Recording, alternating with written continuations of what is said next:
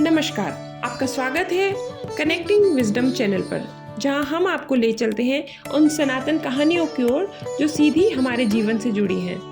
क्या आप जानते हैं कि राम और सीता को ईश्वर के सर्वश्रेष्ठ अवतारों में क्यों माना जाता है? क्योंकि उन्होंने एक साधारण मनुष्य का जीवन जीते हुए भी धर्म, मर्यादा और आदर्श आचरण का ऐसा उदाहरण प्रस्तुत किया जो आज तक संपूर्ण मानवता के लिए प्रेरणा बना हुआ है। उनका जीवन हमें सिखाता है कि ईश्वरत्व केवल चमत्कारों में नहीं बल्कि त्याग, प्रेम और कर्तव्य निष्ठा में बसता है। कुछ लोग अक्सर ये प्रश्न उठाते हैं कि राम भले ही मर्यादा पुरुषोत्तम हो, एक आदर्श राजा रहे हों, लेकिन क्या उन्होंने सीता के साथ न्याय किया? सीता ने कितने दुख देखे? उन्होंने सीता को वन भेज दिया। एक राजा होकर तो वे महान थे, पर एक पति के रूप में क्या उन्होंने अपनी भूमिका निभाई? लेकिन रुकिए, हम उनके निर्णय को कठोर मान लेते हैं, लेकिन यदि हम इस कथा को केवल भावनाओं से नहीं बल्कि उसके पीछे छिपे गहरे उद्देश्य और धर्म के दृष्टिकोण से देखें तो एक बड़ा सत्य सामने आता है। राम और सीता कोई सामान्य मनुष्य नहीं थे, वे ईश्वर के साक्षात अवतार थे जिन्होंने इस धरती पर मर्यादा, आदर्श और धर्म की स्थापना के लिए जन्म लिया था। राम केवल एक पति नहीं थे, वे एक राजा थे, एक नेता थे जिनका प्रत्येक कार्य लाखों लोगों के लिए एक उदाहरण बनना था। सीता केवल एक पत्नी नहीं थी, वे स्वयं पृथ्वी की कोख से जन्मी थी, जिन्होंने नारी के सम्मान, धैर्य, आत्मबल और त्याग का उच्चतम आदर्श प्रस्तुत किया। अक्सर हम राम और सीता के जीवन को केवल एक दुखद दाम्पत्य संबंध के रूप में देखते हैं, राम द्वारा सीता का त्याग और सीता का असीम दुख, लेकिन यह दृष्टिकोण अधूरा है।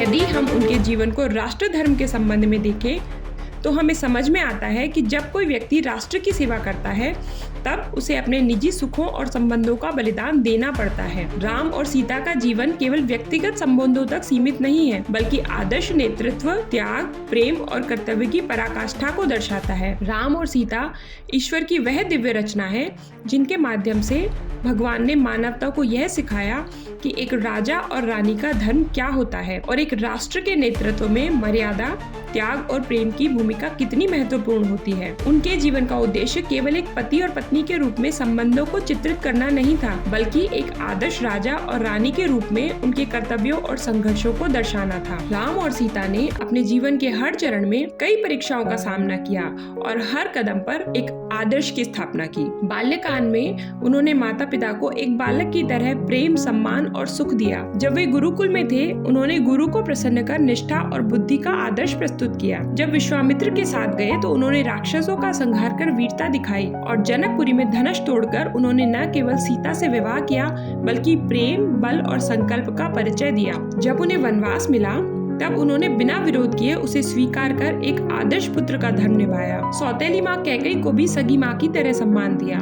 सीता ने भी राम के साथ वन गमन कर यह दिखा दिया कि वह केवल पत्नी नहीं बल्कि धर्म की पूर्ण सहभागी है। वनवास के समय उन्होंने साधुओं की, राक्षसों से रक्षा की और हर परिस्थिति में अपने कर्तव्यों को निभाया। जब सीता का रावण द्वारा हरण हुआ तो राम उन्हें ढूंढने के लिए वन वन भटके, शबरी के झूठे बेर खाए। निषाद राज, केवट, हनुमान, सुग्रीव और विभीषण जैसे मित्र बनाकर उन्होंने यह दिखाया कि राम के लिए न जाति महत्वपूर्ण है और न वर्ण, उनके लिए केवल धर्म, प्रेम और निष्ठा ही मायने रखते हैं।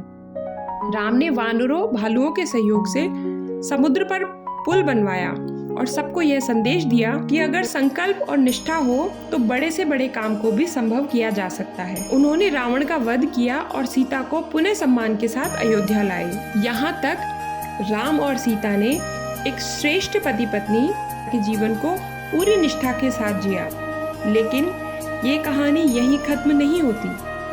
राम और सीता के जीवन की असली परीक्षा तब शुरू हुई जब उनका राज्याभिषेक हुआ और वे अयोध्या के राजा रानी बने, क्योंकि अब उन्हें एक राजा रानी के रूप में अपने सभी निजी संबंधों, अपने सुख दुख, यहाँ तक कि अपने जीवन की आधारशिला, अपनी आत्मा की शक्ति अपने जीवन साथी से भी ऊपर राजधर्म को रखना था। यह एक सीख थी कि कई बार लोगों के कल्याण के लिए अपने स्वयं के अस्तित्व से विलग होना पड़ता है। राजा रानी बनने के बाद उनके समक्ष एक कठिन परीक्षा आई, जब प्रजा ने रानी सीता के चरित्र पर प्रश्न उठाए और यहीं राम और सीता को अपने निजी धर्म और राजधर्म के बीच चयन कर एक कठोर निर्णय लेना पड़ा। उन्होंने राज्य की मर्यादा, प्रजा के विश्वास और भविष्य की पीढ़ियों को आदर्श दिखाने के लिए अपनी भावनाओं का बलिदान कर दिया। सीता कोई सामान्य स्त्री नहीं थी, वह स्वयं भूमिपुत्री थी। उन्होंने अपने महारानी के कर्तव्यों को समझा और अपने व्यक्तिगत सम्मान की चिंता न करते हुए राम और राज्य त्याग का निर्णय किया और एक तपस्विनी के रूप में वनवास को स्वीकार कर प्रजा के विश्वास को प्राथमिकता दी। यह त्याग किसी मजबूरी का नहीं बल्कि एक उच्च उद्देश्य का प्रतीक था।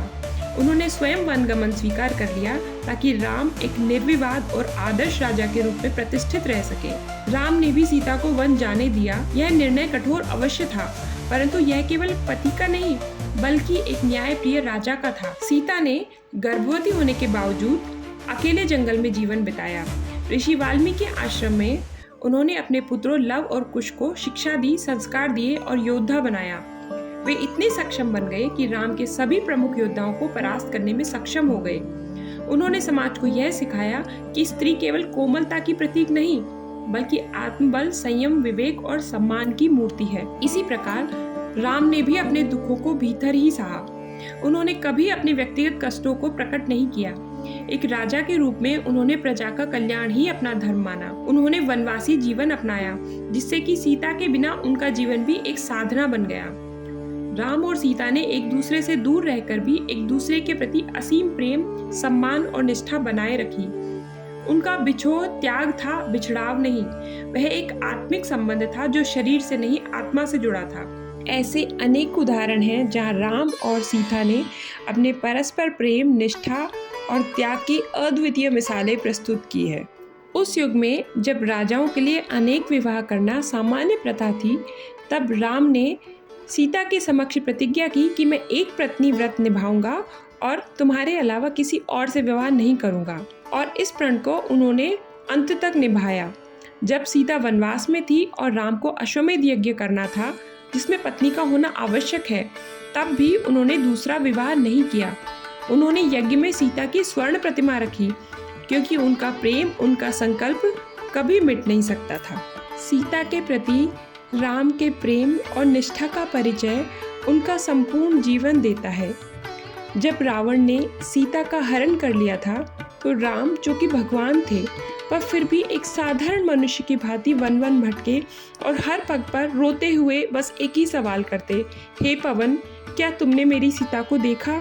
हे वृक्षों की डालियों, क्या तुमने मेरी सीता को देखा? हे खगमृग, तुम तो उड़ते भागते हो, क्या तुमने मेरी प्राण वल्लभा की कोई झलक देखी? राम रोते थे, पुकारते थे, प्रेम में व्याकुल, निष्ठा में अडिग। ये कोई साधारण प्रेम नहीं था, ये आत्मा का आत्मा से संवाद था और मानवीय भावों की अभिव्यक्ति थी। सीता राम से इसलिए नहीं जुड़ी थी कि उन्हें उनकी आवश्यकता थी, बल्कि इसलिए कि उनके मध्य वह निश्चल, शाश्वत और पवित्र प्रेम था जो किसी भी परिस्थिति में अडिग रहता है। दोनों ने अपने जीवन को आदर्श रूप में जिया। राम एक मर्यादा पुरुषोत्तम राजा बने और सीता एक आदर्श रानी। उनका जीवन सभी मानवीय संबंधों की दिव्य परिभाषा प्रस्तुत करता है, चाहे वह पति पत्नी, माता पुत्र, पिता पुत्र, भाई या मित्र का संबंध हो। हर भूमिका में उन्होंने प्रेम, कर्तव्य और मर्यादा का अनुपम उदाहरण दिया। और यही कारण है कि आज भी रामायण केवल एक कथा नहीं है, बल्कि जीवन जीने का तरीका है।